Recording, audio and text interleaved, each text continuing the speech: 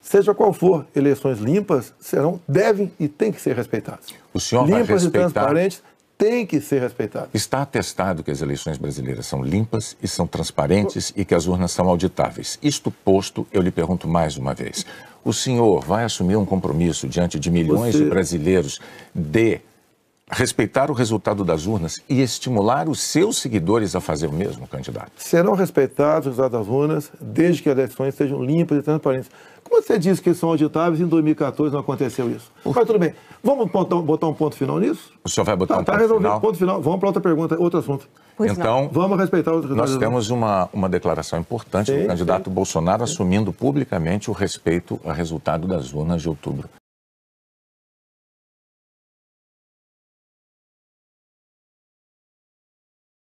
A questão da Pfizer. No contrato da Pfizer estava escrito: não nos responsabilizamos por qualquer efeito colateral. Outra coisa, a Pfizer não apresentou quais seriam os possíveis efeitos colaterais. Eu usei uma figura de linguagem. Jacaré. Figura de linguagem? Sim. Você acha que é o caso de brincadeira? Não é brincadeira isso. Isso faz parte da literatura portuguesa. Então, brincadeira é, num momento difícil para o Brasil, a imprensa desautorizar os médicos pela sua liberdade de clinicar. Esse foi o grande problema. E outra coisa, eu não errei nada do que eu falei. Eu falei no início da pandemia que nós devíamos tratar dos idosos, pessoas com comorbidade, e o resto da população trabalhar. Isso eu falei e não errei. Hoje, muitos países já falam que o lockdown foi um erro, que as pessoas se contaminavam muito mais em casa do que nas ruas. E outra coisa, se falava em fazer o que o lockdown? Lockdown 1 mês, 2 meses no máximo para achatar a curva. Durou mais de 1 ano o lockdown. E até hoje continua gente falecendo por Covid. Ou seja, o lockdown serviu sim para atrapalhar a nossa economia e contaminar mais pessoas ainda em casa. Então o senhor chama isso de politicamente incorreto? O senhor não se arrepende do seu comportamento, das frases que fez, imitando pessoas com falta de ar, como solidariedade com as famílias que sofreram? Você acabou de falar que eu não imitei falta de ar e voltou a falar em falta de ar novamente. Você voltou a falar em falta de ar novamente. 700 mil mortos. A minha pergunta é muito específica. O senhor se arrepende disso? Lamento as mortes. Não tem que não perder um parente, um amigo. Lamento as mortes. Agora, não poderia ser tratada a Covid da forma como começou a ser tratada. E quando você fala em tratamento precoce, lembre-se que no protocolo do Mandetta tinha o tratamento precoce lá, mas só em casos graves, onde eu não concordei com ele. No início, o protocolo do Mandetta era: vá para casa, quando sentir falta de ar, procura um hospital. Eu falei: procurar para quê se não tem remédio? E não tinha vacina também naquele momento. Bom, vamos falar de economia? Eu só queria observar, a Renata não retirou observação sobre o fato de o senhor ter imitado pessoas com falta de ar. Ela disse, não. Ela disse que o senhor imitou gente com falta de ar e que faltou também a solidariedade. Foram as duas coisas. E o senhor não respondeu. Mas, candidato, o senhor já deixou claro que o senhor acha que mais brasileiros se contaminaram por ficar dentro de casa sem se expor. Não, o senhor disse isso. Nova York, mostra isso aí.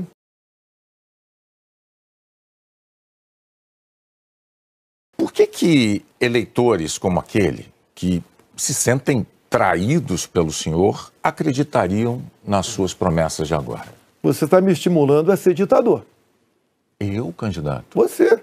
Porque o Centrão são mais ou menos 300 parlamentares. Se eu deixar de lado, eu vou governar com quem? Não vou governar com o parlamento. Então você está me estimulando a ser um ditador. São 513 deputados. 300 são de partidos de centro, pejorativamente chamados de Centrão. O lado de lá, os 200 que sobram, é o pessoal do PT, PCdoB, PSOL, Rede. Não dá para você conversar com eles. Até eles não teriam número suficiente para aprovar sequer um projeto de lei comum.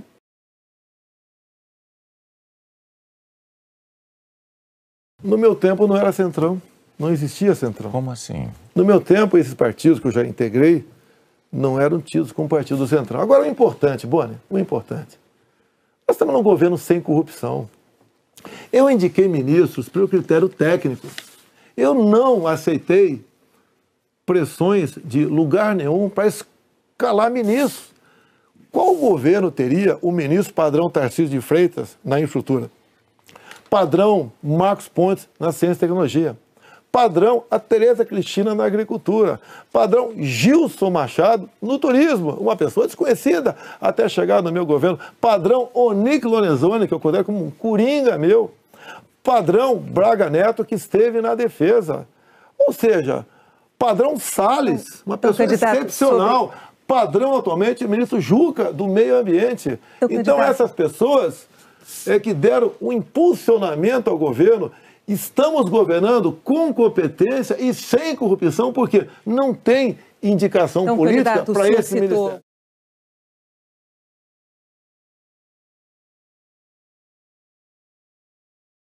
Os números da economia são fantásticos, levando-se em conta o resto do mundo. Nós não podemos... Se fosse apenas o Brasil com esse problema, eu seria o responsável. O que nós pretendemos fazer? É continuar exatamente na política que vimos fazendo desde 2019. Primeiramente, quem me acusou de interferência na PF foi o ex-ministro Sérgio Moro. Falou que a prova da interferência estava numa sessão reservada nossa. Bem, eu não queria, a sessão foi gravada, eu não tinha obrigação de entregar ali a fita. O senhor teve 4 diretores gerais da Polícia Federal e a cada eu não tinha obrigação de entregar a fita. Entreguei a fita. Foi revelado, até com muitos palavrões na reunião de ministros. Não acharam nada. O que acontece? Eu, quando entrego o ministério para alguém, eu dou o ministério para aquela pessoa agir. Tá? A Polícia Federal, com a saída do Sérgio Moro, melhorou e muito na apreensão de drogas, na apreensão de numerários, tá? Em operações, melhorou muito. Em armamento, melhorou. E as pessoas vão mudando. Por exemplo, quando o André Mendonça saiu, porque ele foi para o Supremo Tribunal Federal, eu não considero uma saída da paz dele. Atualmente, temos um delegado da Polícia Federal à frente do Ministério da Justiça. Agora, ninguém comanda a PF, Bonner. Se pudesse comandar, o Lula teria comandado, a Dilma, o Temer, seja lá quem for. Ninguém consegue comandar a Polícia Federal dessa forma, como você está falando aí.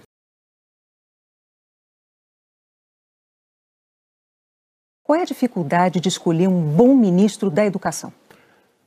Por muitas vezes, depois que a pessoa chega, a gente vê que ela não leva jeito para aquilo. Não foi só da educação. Ele teve acusação. Ele teve morte de prisão. Ele foi preso, inclusive. Agora, conseguiu o habeas corpus logo em seguida. Agora, fiquei sabendo depois, né, que o Ministério Público do DF foi contra a prisão dele. Agora, veja só... Foi contra a prisão dele. Por quê? Não tinha nada contra ele. Se tiver hoje em dia, é outra história. Até aquele momento não tinha nada. A questão de ter 2 pastores, um que está no gabinete dele, qual é o problema? Agora, se ele faz besteira, se essa pessoa... Agora, nós começamos a investigar o caso dos pastores. Não foi a Polícia Federal. Nós começamos a investigar com a CGU. Agora, só na área da educação, o primeiro-ministro escolhido pelo senhor caiu depois de 3 meses por causa de um escândalo, pediu que professores gravassem slogans de campanha seu. O segundo ministro praticamente fugiu do Brasil depois de ter insultado ministros do Supremo. O terceiro ministro nem chegou a assumir porque maquiou o próprio currículo. O quarto ministro envolvido num escândalo de corrupção. Quais são os critérios que o senhor usa para escolher um ministro de uma área tão vital para o futuro do país? As pessoas se revelam quando chegam. Atualmente, eu tenho um excelente ministro da Educação. Acontece, é igual um casamento, muitas vezes. Mas o senhor concorda que essa alta rotatividade prejudica? O ideal era não ter vários... O ideal era não ter rotatividade nenhuma, mas acontece. Outros ministros foram trocados também. Bom, por vários motivos. Agora, depois desse escândalo do MEC... que escândalo do MEC, Bonner? A saída do ministro... Mas a saída é escândalo, MEC? Não é escandaloso, candidato. Um ministro destinar dinheiro da educação para 2 pastores, dizendo que o presidente da República indicou um deles... Cadê o duto cadê o duto do dinheiro vazando ali? Cadê o dinheiro? Candidato, não sabemos. Cadê o dinheiro aparecer? Você não sabe? E está me acusando? Não, está acusando o Milton por isso? O senhor tem todo o direito de achar que não foi um escândalo.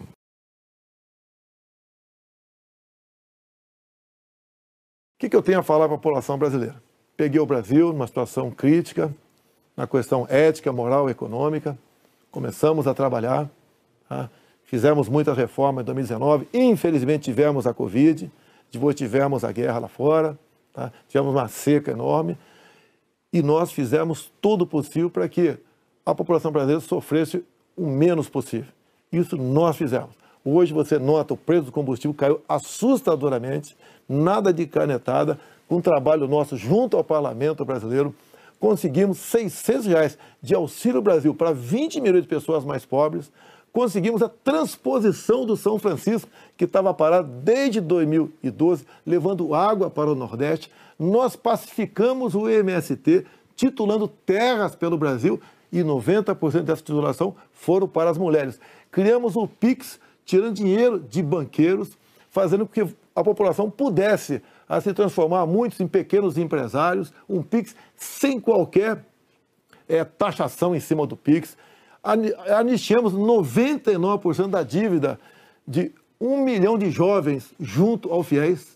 Encerrou? Acabou. Muito obrigado aí, até a próxima. É boa, né? Renato, até a próxima. Candidato, mais uma vez, muito obrigado por ter vindo e por ter prestado esses esclarecimentos ao público telespectador, aos eleitores brasileiros.